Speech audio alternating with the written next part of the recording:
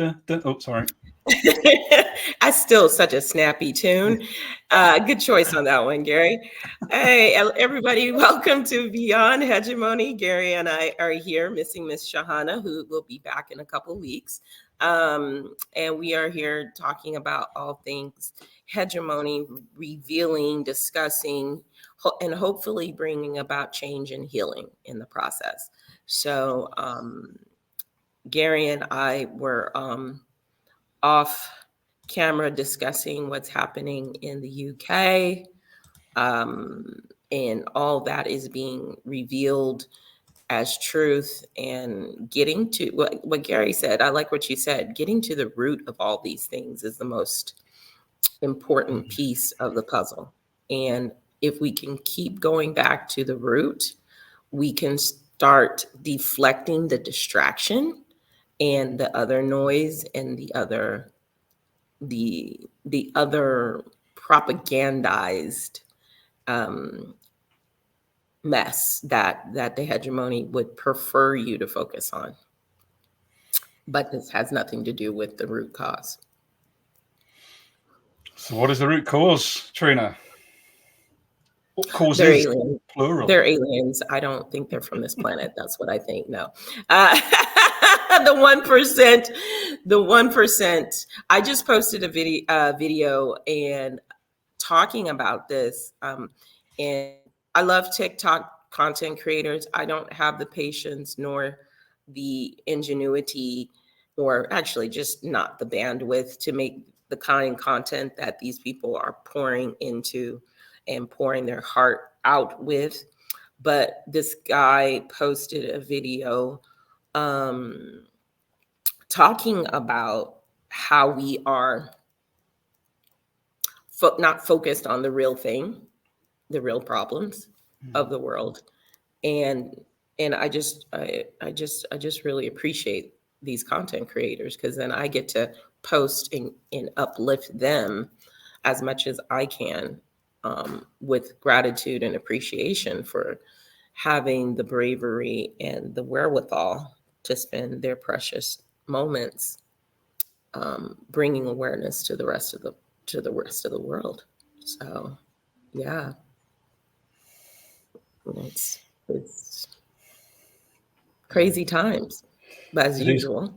It is crazy times as usual. I think, we're going to come back to that incredible image behind you. And I just want to honor this amazing human that is Trina Casey, who, before we jumped online, mentioned AI generated arrogance. Now, when I'm driving after picking up Miss Winnie, who, by the way, is my biggest teacher on the planet, Winnie the Cockapoo, after a couple of days away, I'm listening to the radio, Trina, and everyone, and it's just like Elon Musk has been putting his propaganda to 193 million followers. Million, right? So just bear with. If you are anybody that has been conditioned, controlled, influenced, monopolized, and you believe that you're hanging on the word of this man, and then you reshare to your 50, 60, 80, 100,000 people, that's the level of dis and misinformation that leads to 3 young girls innocently having their lives taken, and that situation being used as a reason to attack the Muslim community in the UK. That is exactly what happened less than a week ago here in the UK. It was nothing to do about these beautiful little girls. It was nothing to do about cherishing their memory. It was all about fear, control, and reaction. And I'm saying it right now here as a UK resident who's done loads of these conversations with Trina and Sahana. What we're seeing is the latter end of hegemony's grip on the masses. Now, those same people, that same movement, Trina, that happened back in the 80s, it's happened time immemorial. Right. This time, to me, it feels different, because there has to be conversation now. There has to be dialogue. There has to be a bridge built. Otherwise, the 6 mass extinction will just accelerate, and hey, nice knowing you, but 30 years' time, we're gone. So there's the Beyond Hegemony bit for me at the moment, Trina, is what are we not you, but what are we in particular, my kinfolk, what are we going to do to lean in now? What are we going to do to actually say, hey, there's bridges to be built, and get out of that comfort place? Yeah. Well, that in psychology, there's a term called extinction burst, and that's what's happening right now with hegemony and patriarchy and all of the structures in place from hegemony, which has all been a bunch of propagandized lies and controls and things like that. So what I think has happened in particular, especially with UK is being rightly so exposed for all of its isms throughout time and throughout history. And the, like I said, AI generated arrogance is due to, centuries upon centuries of them pretending to be the higher ground and the civilized and everything else when they've just been psychopaths. And that 1% of the population, there is 1% of the population, they've done the numbers on this, that are psychopathic. And it correlates with the wealthy, with the Elon Musk, with the, I call him Elon Musty, with the Finks, BlackRock Fink, Larry Fink. You notice that these people's their character. I'm just like, wait, he's a Fink.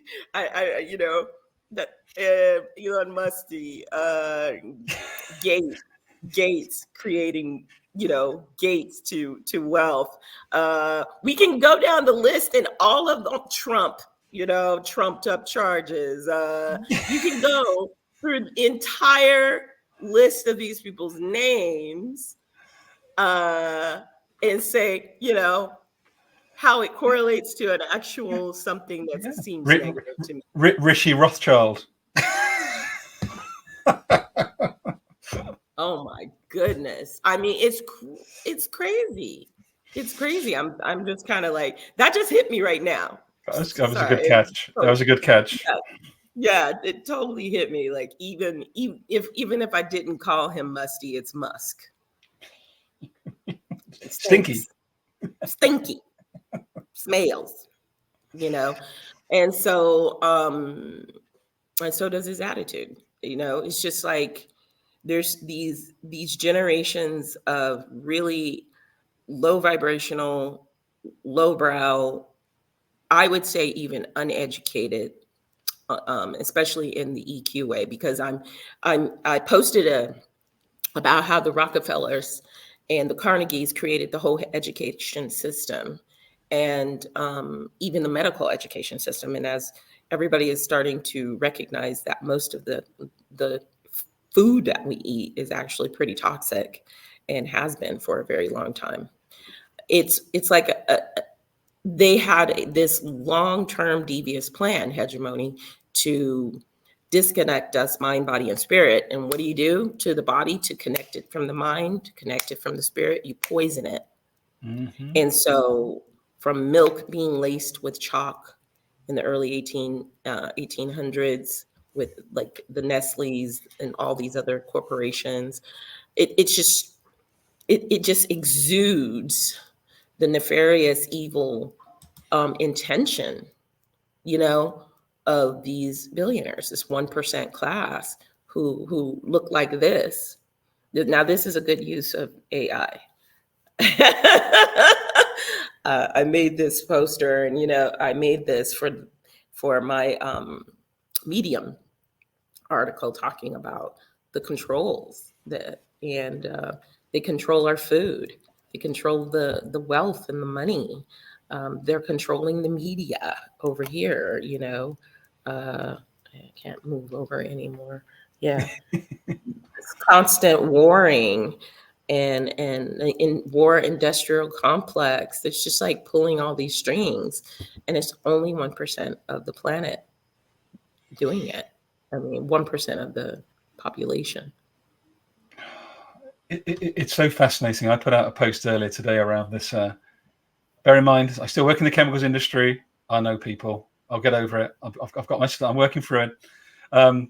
Sustainable aviation fuel. I know we spoke about this some time ago, right? But Virgin Airlines has been found out by a governing advertising body for their greenwashing, right?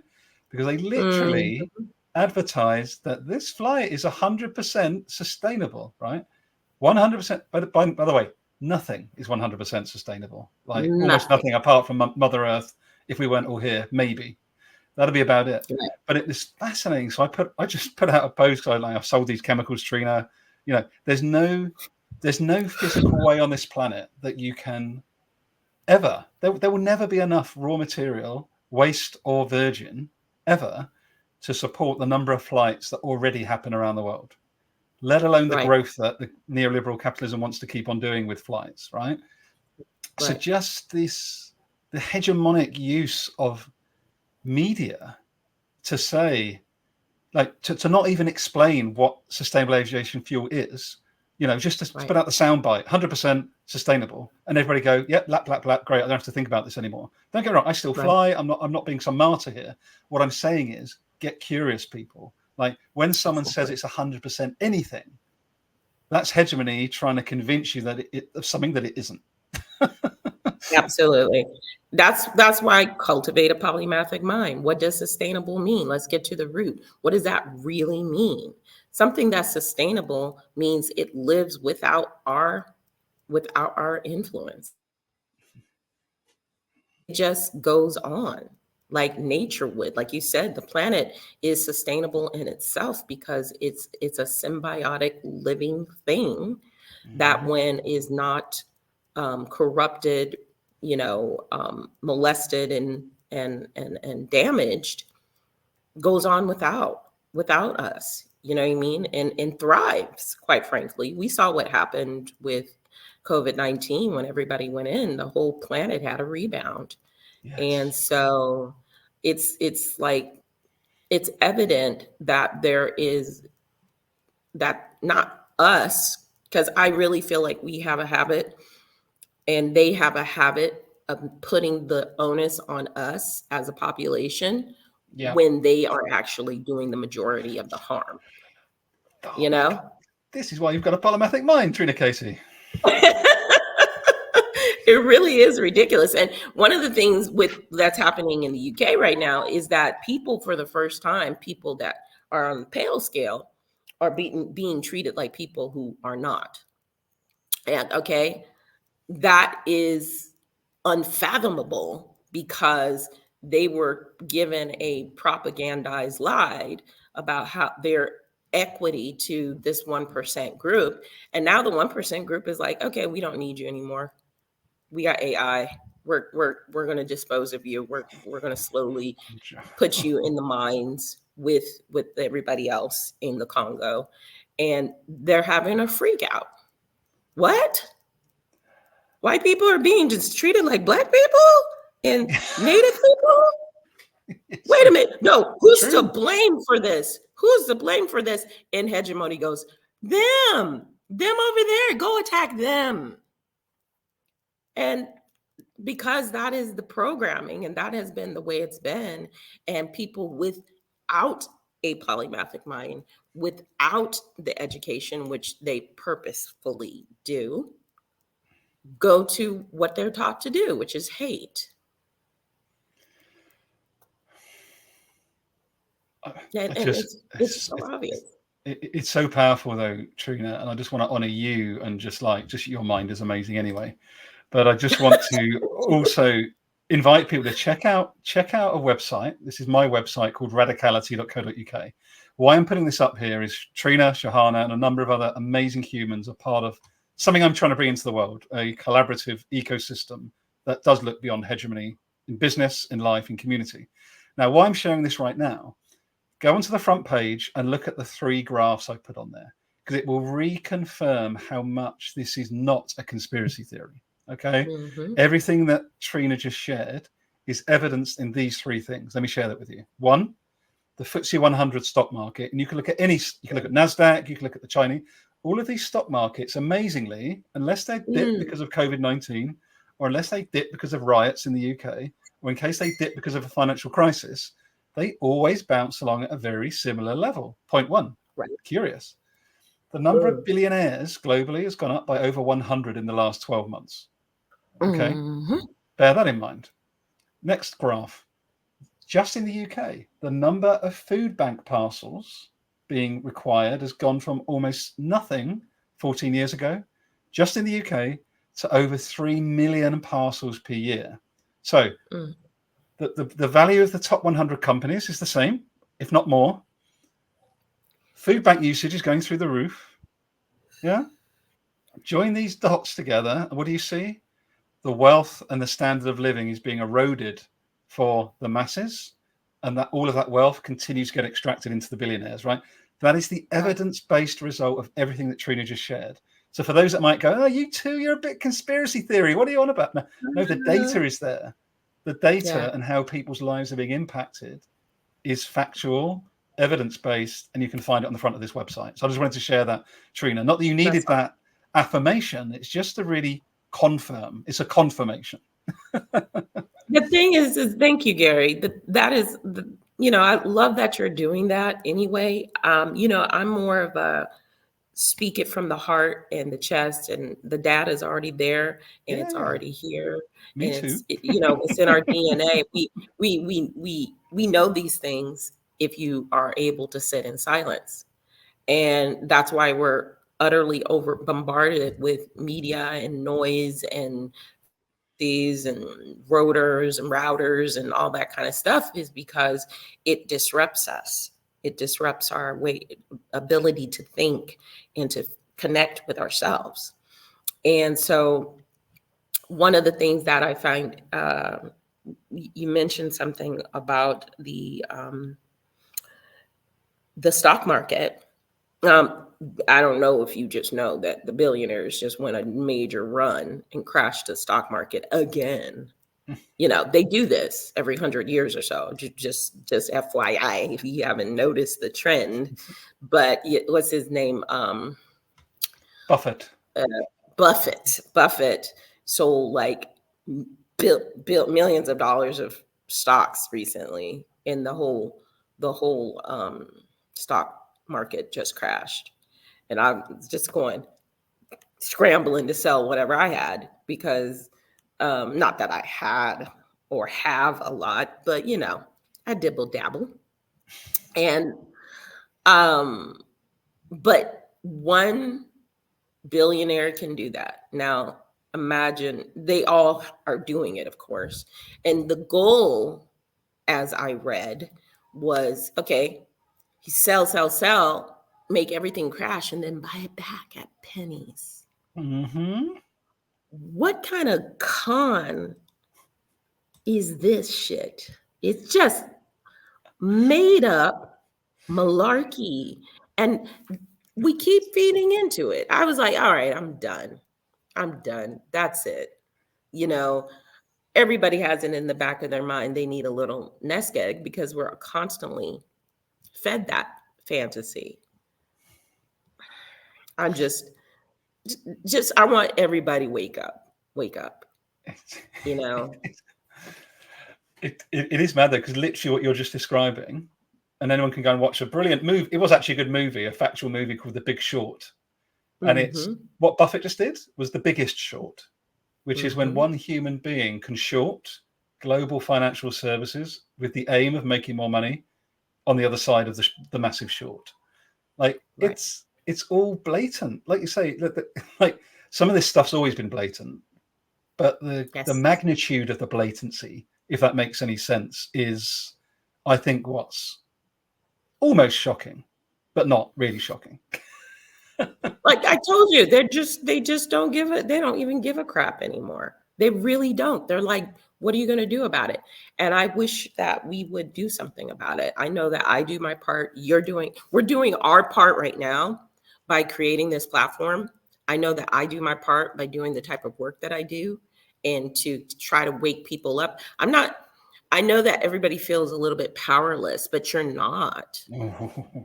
If you were powerless, they wouldn't spend billions of dollars to distract you and to oppress you. Come on, wake up out of your stupor and realize just how powerful you are. May I share a story, Trina? Because it's a real life one from the last couple of days. So I've been having a conversation with some of the senior leaders within the sectors I'm part of, extractive industries, pharma, chemicals, etc. So again, you know why. Trina knows why I'm targeting these particular sectors, because they're the ones that harm the most, therefore have the opportunity to heal the most, the quickest. I'm not trying to save anything, but heal is the key point. Now, as I've gone speak to people, Trina, organizations that are multi-billion corporations with thousands of employees, which are a mixture of black, brown, white, all different designations, different ethnicities, different diversities, zero reference to what's gone on in the UK, the terrorism that's gone on. Not a single note gone out to the Muslim community in the same way. Not a single note has gone out about Gaza, Israel. Now, I'm not picking sides, but I can pick sides because we know what's going on here. But the point being, if our organizations and the so-called leaders of our organizations, our politicians, if they are not role modeling connection, community, abundance, possibility, co-creation, that's why we get the results of things like we've just had. It's why we had incitement by Trump in, on whenever that was, back, October the 6th. January 6th. January 6th. These things are connected, people. We've got a choice. There are some binaries, I believe, Trina, that are relevant. We know binary thinking's, thinking from colonialism, etc. There are some binaries that I believe are true, and that is love, hate as a scale. We get to choose. We get to choose which end of that scale we show up in. Absolutely.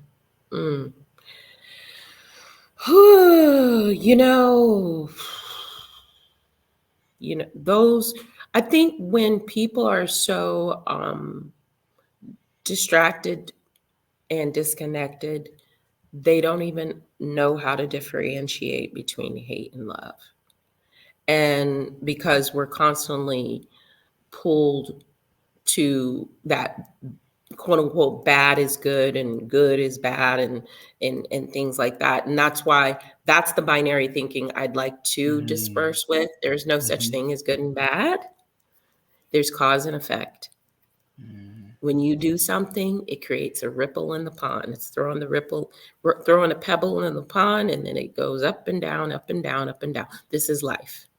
And at some point, it hits against an edge, whether it's a person, whether it's a land or whatever, and it's going to come back to you in some way. And that's the concept of karma, So what you cast out never. If you notice how this works with the hegemony, is they create a problem to create a false solution, to create revenue and profit for themselves. And then they just do that on repeat.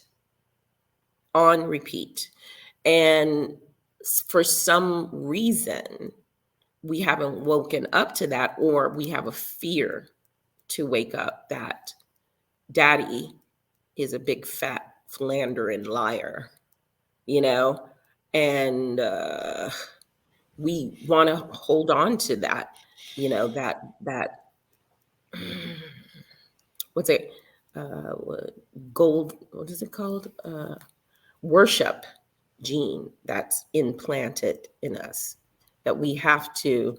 That's one of the reasons why I don't go for the term expert. I just don't call me that. I don't like these hegemonic terms because there's no such thing as an expert in anything.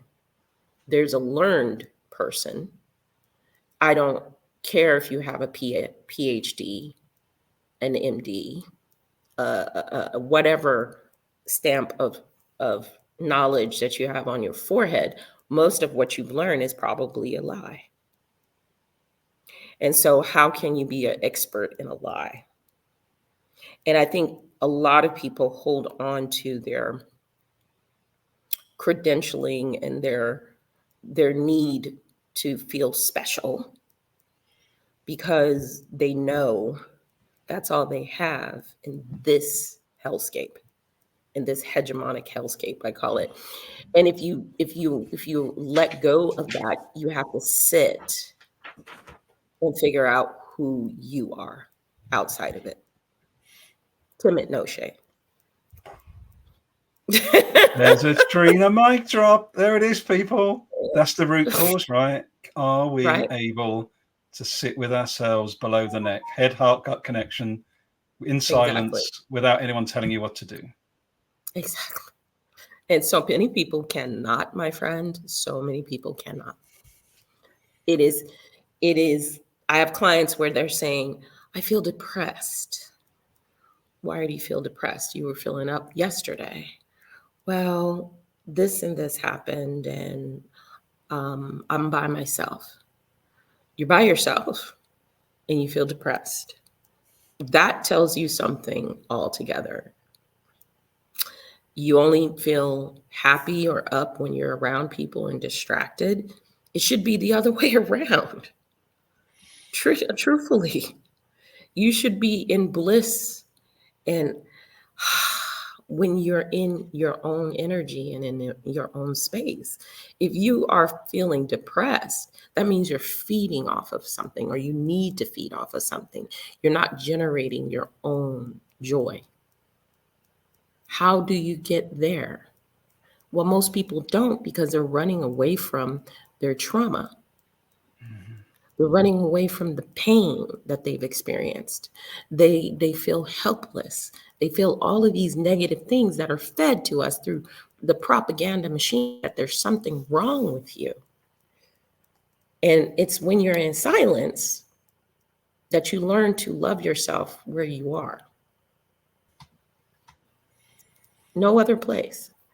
And people have a hard time with that. And so I'm constantly trying to make people understand that there's something invigorating once you sit in complete silence and no noise. Like, so that's why nature is so healing. When you go into a forest, or you go to the beach, or you go in the mountains, and there's just that hum, you know? And there was something I just posted about humming actually generates nitric oxide, which helps heal your body. So that, that amazing study. I went and looked it up after I posted it. I was like, oh, that makes so much sense. So that sound of om, okay, this is a vibration, right? If you inhale after that, you're actually helping your body and your muscles and everything, you know? And just humming, humming a song and inhaling, you're doing positive things for your body. You know, it's the simplest things, and they go reach back to antiquity. Yeah. Reach back to antiquity. Small things. Do you know what I love, Trina? I also love that with everything that's going on, this space, and I hope anyone watching live or watching back or listening on the podcast, I hope you get what I get from being in Trina's presence, being with Sahana, finding people where you're able to be in this conversation. And we invite you to join us in this conversation, because there are far more people, even if you're maybe not as confident or want to necessarily name it yet, in your body, you know that this is true. Know that Trina's there as someone that can support you on that journey. If you want to join us on this podcast, we're open to people joining us. It's so important, Trina, isn't it, that we extend the ripple and make people understand that this is not a freak accident, that you, Sahana, found each other in this dialogue. No, it's not. It's all things are there to enlighten and uplift if you allow yourself the space to be open and the silence to be open to it. Yeah, this has been an amazing experiment journey for me, because, you know, I have my podcast, EQ Above IQ. that I've been doing for some years now. And when this kind of came into fruition, I said, oh, this is awesome. I can get 2 more people on board and we can kind of discuss and whatever. The word conspiracy theories, I always laugh because I was like, if you go back in time, there were a lot of things they called a conspiracy theory and now that are been proven to be true. So I think that's a hegemonic term. What do you think? I think that's let's discredit as much as possible. Conspiracy theories. Honey, too many conspiracies are already true right now. And you would have never thought so, or you hoped it wasn't true because we want to hold on to an image of stability. But nothing in the universe is stable. Nothing. Everything bounces, off of each other. Energy, frequency, resonance is just bouncing off of each other all the time. What you do with that knowledge is up to you, of course. Can you be peaceful with it? Yeah, that's the question. Can you be peaceful with not knowing and the uncertainty? You're doing one of 2 things right now. You're either closing this off perfectly or you're giving us another 4.5 days worth of exploration, Trina. I'll probably go with the former. It sets us up well. Yeah. Well, what I always want everybody to do is empower themselves and that not to feel whole. Because this is the goal of hegemony. They feed off of your fear.